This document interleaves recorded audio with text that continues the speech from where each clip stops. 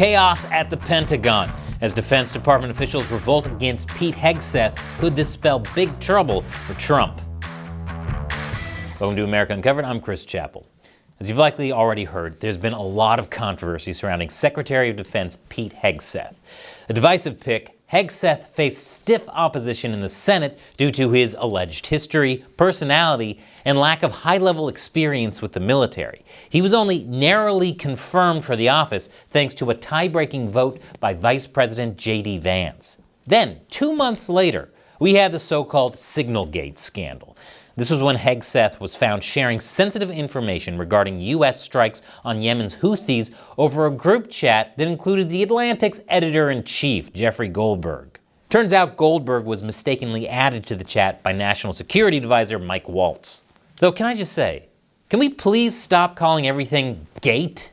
Signalgate, Laptopgate, Russiagate. Can we return to the grand old tradition of giving horrible scandals that wound our national confidence cool, memorable names? Iran-Contra, Teapot Dome, the Snow White live-action remake. But anyway, this wouldn't be the last time Hegseth was caught sharing government info with people he shouldn't. More leaks came out revealing he had shared similar, detailed military plans in a second Signal chat with his wife, brother, and personal lawyer.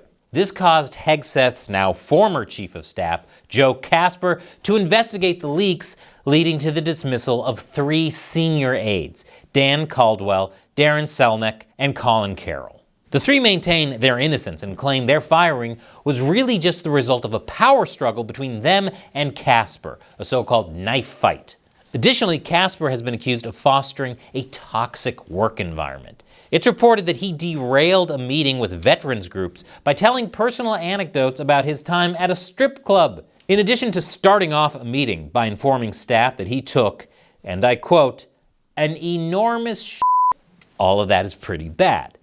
But Colin Carroll is taking things even further as he considers a defamation suit against Casper, reaching out to Casper's wife and former clients to ask if he had ever used cocaine while on the job. In response, Casper called the accusations egregiously stupid. And I agree. If you like cocaine, you don't go work for the Department of Defense. You go to the CIA.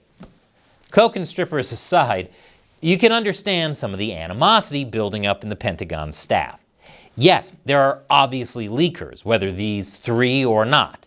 But by the same token, Hegseth and others are clearly mishandling their communications. And that's creating not only national security concerns, but also a lot of bad press. So, what does the big man think of all of this? Well, so far, Trump has defended Hegseth, calling these stories a waste of time. But why is Trump doing this?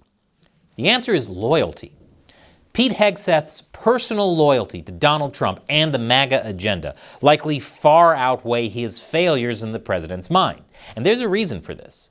You see, during his first administration, you had people like General Mike Flynn, Trump's national security advisor, also stuck in controversy. Like Secretary of Defense Pete Hegseth, Flynn was a fervent Trump ally and deeply suspicious of government institutions. And like Hegseth, he had baggage. First, it was revealed that Flynn had done lobbying work in 2016 for a client who supported Turkey's interests, and he only retroactively registered himself as a foreign agent the next year.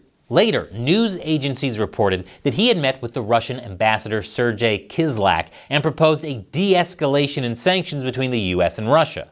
When questioned, Flynn misled both Vice President Mike Pence and the FBI about the nature of the conversation. And of course, the media had a field day. As internal and external pressure mounted, Trump reluctantly fired General Flynn. But did getting rid of Flynn take the heat off Trump? Quite the opposite. Trump's opponents smelled blood in the water, and campaigns were launched against a host of officials. Many figures were ousted, like HHS Secretary Tom Price, EPA Administrator Scott Pruitt, even Communications Director Anthony Scaramucci. No, not the mooch. Lacking experience in government hiring, Trump then defaulted to more stable establishment picks. But many of these people were none too fond of Trump's agenda, and the leaks got even worse. Details of conversations between Trump and the leaders of Australia and Mexico were leaked, as well as intel regarding supposed Russian interference in the 2016 election, alongside untrustworthy reports of Russian bounties being placed on American troops in Afghanistan, though the Biden administration did eventually walk back this claim. But if these leaks and anonymous sources weren't bad enough, the federal bureaucracy became even more strident in its opposition to Trump, bragging to the New York Times about how the resistance would thwart Trump's agenda. In the case of the military, Trump's proposed troop withdrawals from Syria and Afghanistan were slow-walked, leading to delays and modifications. Not that it was a big deal. Biden handled the Afghanistan withdrawals so well. That kind of insubordination is why, for most of his first term, Trump was a lame duck. The president could post all day on Twitter about what he wanted to do, but the system under him just wouldn't budge. Ultimately, Trump felt firing General Flynn was a mistake. And now that Trump is back in office, he seems dead set on never letting that happen again. He can't afford to let the media take any scalps. If he does, it'll send a signal that these tactics still work, and one by one, his inner circle will be stripped away until once again, he's left completely alone with an establishment that wants nothing to do with his agenda. But don't go thinking Hegseth is completely out of the woods. Those anonymous sources we love so much told NPR that the White House is looking to replace him. Assuming this is true and not just the media trying to prime the pump in ousting Hegseth, it probably won't happen anytime soon.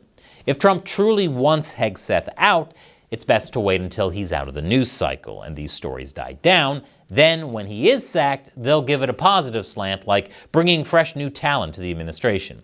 And in that search for fresh new talent, it's incumbent on me to personally nominate Chris Christie for Secretary of... Oh, you get the picture.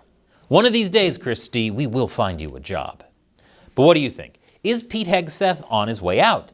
Is this the beginning of the end of Trump's second term? Or was this all a waste of time? Leave your comments below. Please help us keep bringing you great episodes like this. Subscribe to our new premium website, AmericaUncovered.tv, and you'll also get exclusive content, live streams, and more. Just click on this button that's been on the screen. Once again, I'm Chris Chappell. Thank you for watching America Uncovered.